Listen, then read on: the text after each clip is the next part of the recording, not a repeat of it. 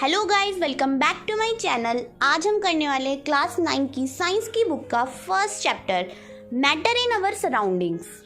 ये मैटर क्या होता है?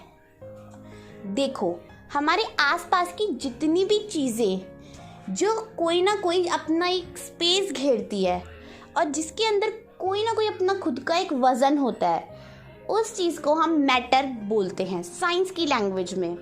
ठीक है, तो हमारे आसपास ऐसी जितनी भी चीज़ें हैं जिनका कोई ना कोई अपना वज़न होता है और कोई ना कोई वो स्पेस घेरती हैं, उसको हम मैटर बोलते हैं। लाइक मान लो मेरे सामने एक बुक रखी है।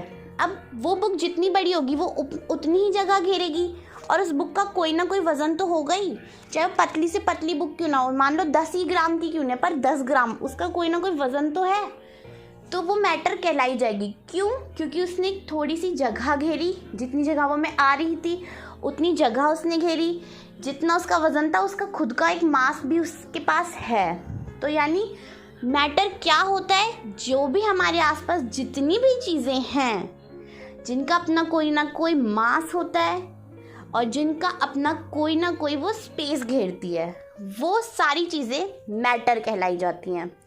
पहले के जो लोग थे, मतलब पहले के जो साइंटिस्ट थे, उन्होंने बोला था कि हमारी पूरी जितनी भी आसपास की सारी चीज़ें होती हैं ये पंच तत्व को मिलाकर बनती है।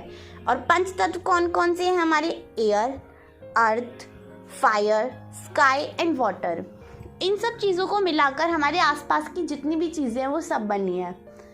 बट नहीं, जो मैटर है यानी जो हमारे आसपास की चीज़ें हैं वो इन सब चीज़ों से नहीं बनी, वो छोटे छोटे पार्टिकल्स को मिलाकर बनी है। मैटर जो है वो छोटे छोटे इतने छोटे छोटे पार्टिकल्स से बने हैं जो हम अपनी नॉर्मल लाइफ से देख भी नहीं सकते, हमें माइक्रोस्कोप की हेल्प चाहिए होती है। तो मैटर किस चीज़ से बना है? अगर पेपर में क्वेश्चन आता है तो मैटर बना है छोटे छोटे टीनी पार्टिकल से, जिनको हम एटम बोलते हैं। और एटम के बारे में हम अगले चैप्टर में पढ़ेंगे, चैप्टर 3 में। अब जो मैटर है उसका फिजिकल नेचर कैसा होता है? देखो, फिजिकल नेचर वही कि मतलब वो दिखता कैसा है, बना कैसे, तो मैंने बता ही दिया। मैटर जो होता है वो छोटे छोटे पार्टिकल्स से बनता है।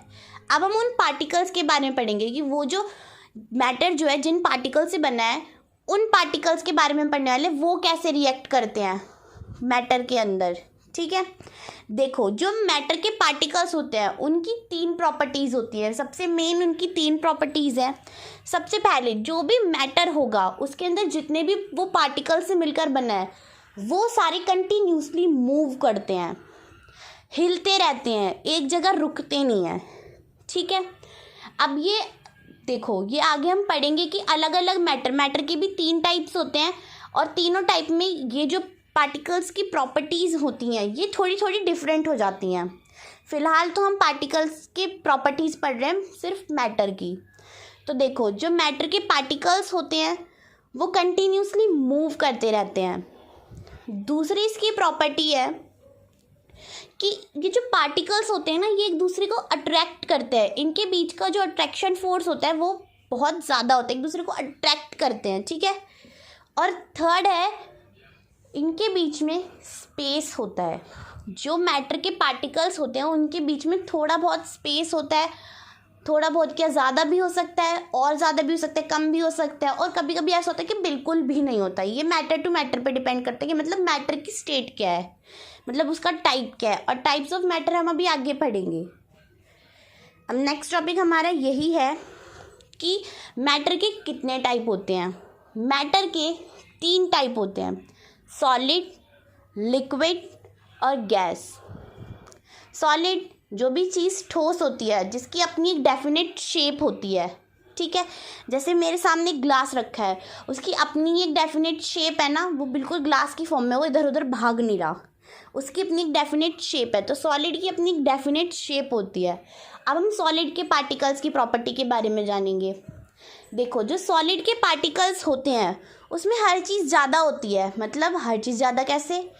मैंने क्या क्या प्रॉपर्टीज़ बताई थी पार्टिकल्स की? वो कंटिन्यूसली मूव करते हैं, उनके बीच में अट्रैक्शन फोर्स होता है और उनके बीच में स्पेस ज़्यादा होता है।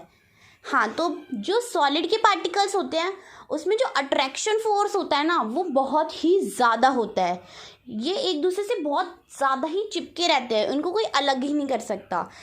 तभी तो ये सॉलिड है। अगर इसके पार्टिकल्स दूर दूर भागते रहेंगे तो इसकी शेप बिगड़ नहीं जाएगी, ये भी इधर उधर भागेगा, क्योंकि मैटर जो होता है वो तो बना ही पार्टिकल से मिलकर है। अब पार्टिकल्स अगर इधर उधर भागेंगे तो जो भी हमने सॉलिड वाली चीज़ बनाई है हमारी वो भी इधर उधर भागेगी, ठीक है।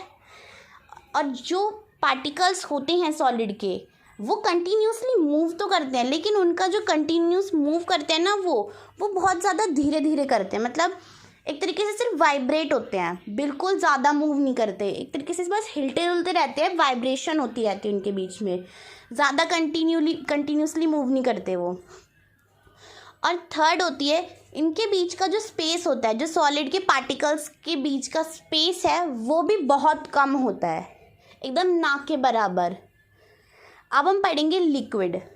देखो लिक्विड मैटर का दूसरा टाइप है। लिक्विड के जो पार्टिकल्स होते हैं उनके बीच में स्पेस बहुत ज़्यादा होता है, तभी तो वो इधर उधर भाग सकते हैं। और उनके पार्टिकल्स के बीच का जो अट्रैक्शन फोर्स है वो भी बहुत कम होता है। अगर अट्रैक्शन फोर्स ज़्यादा होगा तो वो एक दूसरे से चिपके रहेंगे, और चिपके रहेंगे तो स्पेस भी कम होगा, और स्पेस भी कम होगा तो वो पूरी एक डेफिनेट शेप ही बनी रहेगी उस चीज़ की। वो पानी नहीं कहलाया जाएगा, वो सॉलिड कहलाया जाएगा। तो लिक्विड के जो पार्टिकल्स होते हैं उनके बीच में स्पेस भी ज़्यादा होता है, और जो अट्रैक्शन फोर्स होता है वो भी बहुत कम होता है। और जो लिक्विड के पार्टिकल्स होते हैं वो बहुत ज़्यादा ही कंटिन्यूसली मूव करते हैं, मतलब जो उनकी मूव करने की पावर होती है वो ज़्यादा होती है। अब हम पढ़ेंगे गैस के बारे में। गैस के जो पार्टिकल्स होते हैं उनके बीच में अट्रैक्शन फोर्स एकदम ना के बराबर होता है। स्पेस तो बहुत ही ज़्यादा होता है, लिक्विड से भी ज़्यादा, इतना ज़्यादा कि इतनी दूर दूर होते हैं हमें दिखते तक नहीं है। मतलब ये जो एयर है ये हमें दिख ही नहीं रही, इतनी दूर दूर होते हैं, मिल ही नहीं पाती है। अगर जो गैस के पार्टिकल्स हैं उनके बीच में स्पेस कम होगा ना और वो एक दूसरे से चिपके रहेंगे तो ये गैस भी हमें दिखने लगेगी, बट बहुत ज़्यादा ही होता है तो ये गैस भी हमें नहीं दिखती। और जो गैस के पार्टिकल्स होते हैं वो बहुत ज़्यादा ही तेज़ी से मूव करते रहते हैं, ठीक है। आज की इस वीडियो में मैं इतना ही छोड़ रही हूँ। नेक्स्ट पार्ट में हम इस चैप्टर को कंप्लीट कर लेंगे, क्योंकि जितनी लंबी वीडियो होती है उतनी ही बोरियत ज़्यादा होती है। Thank you so much and subscribe for more videos.